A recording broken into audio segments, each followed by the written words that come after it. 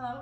Oh, hello friends. This is Kelsey from Cloud9 Workshop here with our friend Leah Parkhurst. This is on Cloud9 and we're going to be sharing today two fun projects that we both have in the works. And we're teachers here, we love to teach, but we also love to make, and we have some fun things to share. Leah, will you be willing to share what you've brought with us? Absolutely.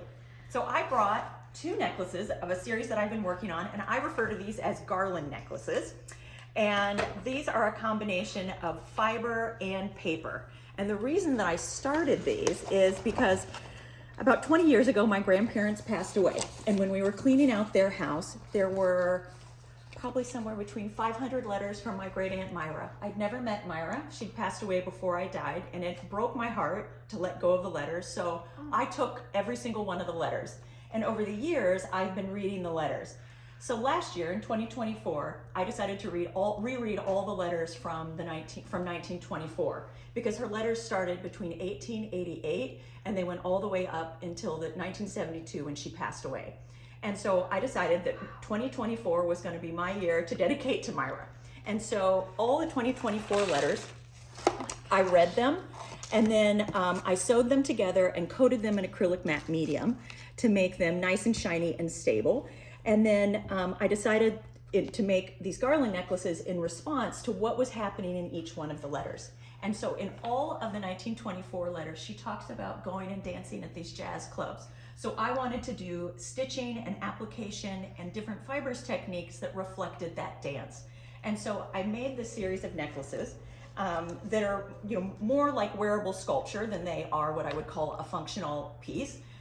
But I felt like they were in the spirit of what Myra was describing in the letters. They were fluid, they're light, there's a lot of opening. And what I like about these two is there are a lot of pauses in this. There are a lot of spaces, there's emptiness in here that you have to fill in the story for yourself, because you're only getting part of the words in these different pieces. Leah, these are letters she wrote to somebody else? Yeah, to my great uncle Ben. And they corresponded their entire marriage. And so I have his letters too. So I have the whole story going back and forth between the two of them for their entire marriage. And where did they live? So Myra was originally from Brooklyn, and Ben worked for the post office. And in 1909, he went to Brooklyn for a training with the U.S. Post Office, and he met Myra. And they dated for 1 year, long distance. That's where the letters start. And then they got married, and she moved to East St. Louis. And then they lived the rest of their lives in East St. Louis until they passed away in the early 70s. This is so fun and so beautiful. And how long did this project, how long did this take you? You must have worked on this over a period of time. So I worked on this project for all of last year. I ended up making probably probably about 350 necklaces from just the 1924 letters. Because each one of them, like I said, this set is only about her and the jazz dancing. The other sets were about her garden, they were about canning, they were about all the things in her personal life, everything day to day. So I changed what the fabric components of the necklaces look like in relation to what's happening in the letters. But they're all necklaces? They're all garland necklaces, yeah. Oh my gosh. And the setup on the necklaces is all slightly different as well. So this one is a very uniform, even one. Some of them are more erratic, a little less stable, a little less constructed. The construction on them is looser. So, I just did that depending on what I was reading in each one of the letters. That's fascinating, and such a good connection to family. I'm sure, were there surprises that you read in the letters? So many things that I had no idea about that were not part of my family history, dialogue, family folklore, anything about Myra. I had thought, because Ben and Myra had met in Brooklyn, that Myra was originally from Brooklyn. She wasn't. She was from Pennsylvania, and she was a Quaker from Pennsylvania who was college educated at a time when women didn't go to college, which I had no idea about. Nobody in my family ever talked about that. When you look at this writing, I don't know if you can see it, it's that old cursive, which if you have any of your grandmother's letters, they all have that beautiful cursive writing. It's just gorgeous. Yeah. And some of the letters, ones that were blank on the back, I went through and decorated them with a little bit of embellishment as well, just to kind of add them on. And then the ones where I've sewed together, I enjoyed the serendipity of when I cut these out into the triangles, to leave the seaming in there as well, because I thought that added just a little bit of extra interest to them.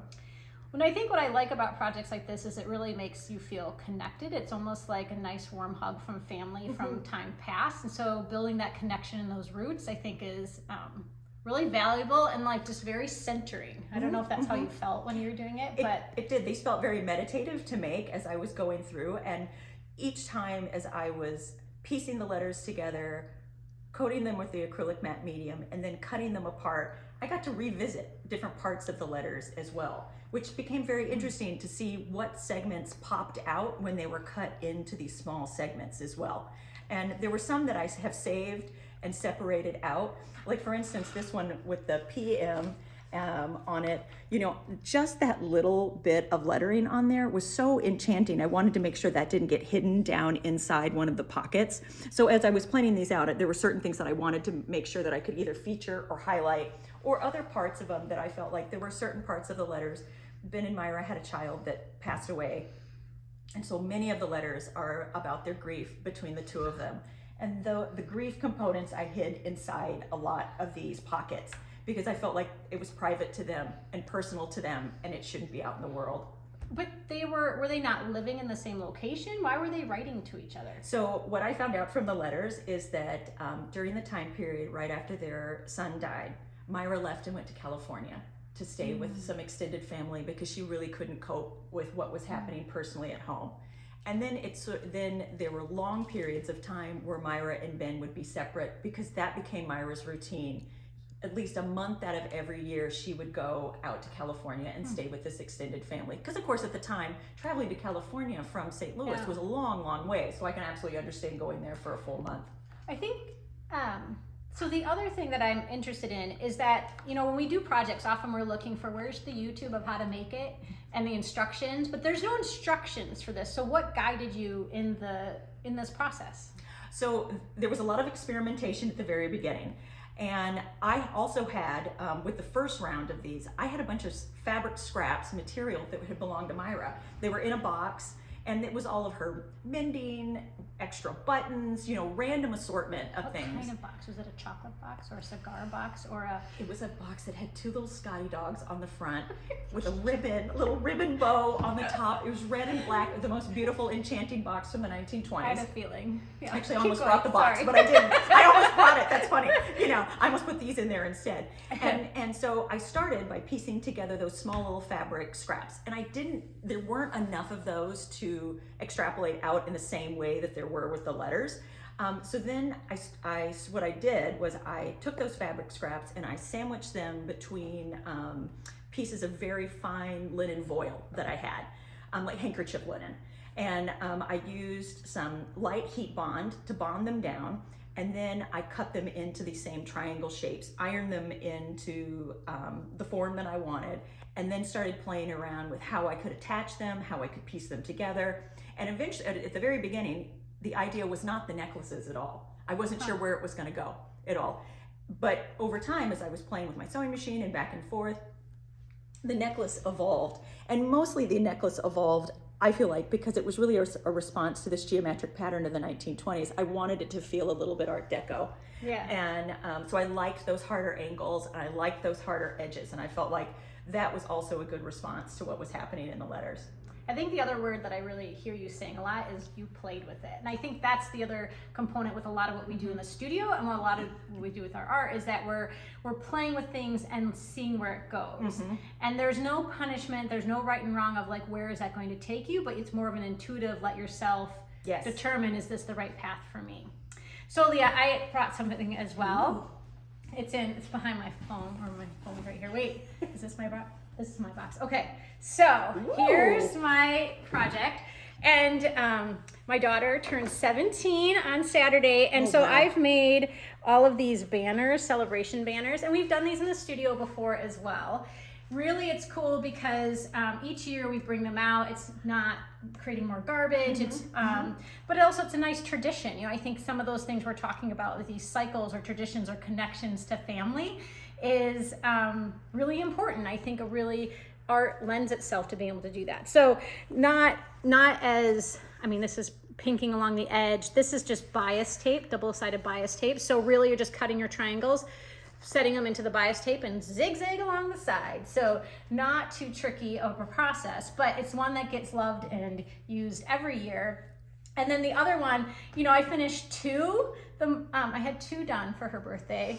And then by the next day, I had a whole pile.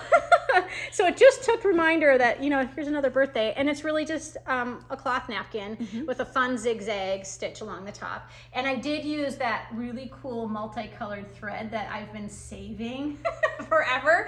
And so was able to use that too. So again, they're projects that I think you feel connected to, that are for celebrations, times of joy, times of sadness.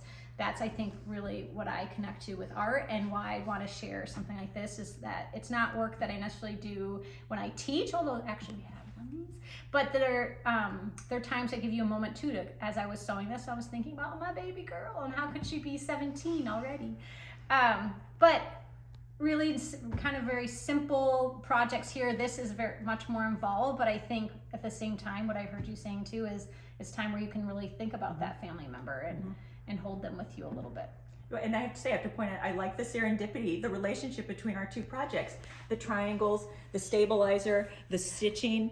They're in a relationship with each other. And I think that that is the beauty of the handmade, is that you can find that dialogue virtually anywhere. I think so. And maybe another time we can hear too, because I know that you had your mom used to make you these birthday chairs or something, so we'll have to share that another time. Yes. Lots of stories. We'll have to bring my mom in. I would love to see her. Yes, she's wonderful.